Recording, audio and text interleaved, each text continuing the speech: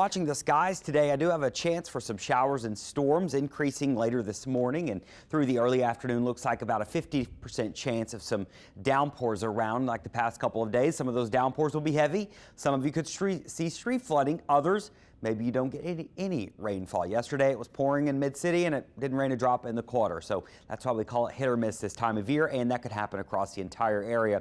Rain chances decrease in the late afternoon and early evening hours. Live radar this morning heading out the door. Nothing to worry about in the city or the North Shore just yet, but we do have some downpours popping up down in the Gulf. We got some right off the coast there of Grand Isle, so some showers.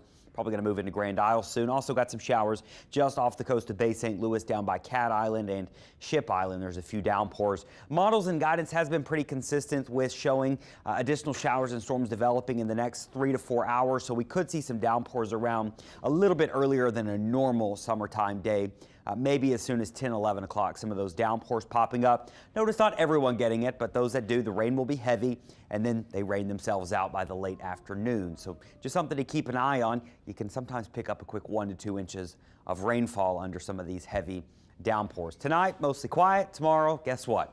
We're going to do it all over again. Of course, as I mentioned, the main thing we're keeping an eye on are some downpours that could lead to some localized flooding. Out in the tropics, things still dead. We've been dead out there since early July, and it looks like it's going to remain that way for a little while. We've got tropical waves, but it's still just too hostile. There's too much wind shear. There's too much dry air out there in the Atlantic Basin. And until that settles down, it's going to stay quiet. Now, is this out of the norm? Not really. It may seem out of the norm compared to what we've dealt with the past several years, but this is actually pretty traditional with what a typical hurricane season looks like up until this point. June and July are usually not very active. That's what happens in August, so things do ramp up. We just got to wait and see if it follows along. Now, when you look at the past couple of years, we've gone 21 days so far this year without a name system to track. Last year, we ended up going 32 days. So we did have a long stretch last year of over 30 days, just a month and a day, where we didn't see any activity from July 9th all the way to August 10th. We didn't have anything going on in the Atlantic Basin. So it does happen that things are very quiet, but this year we're up to 21 days. We're probably going to add a little bit more to that, I imagine.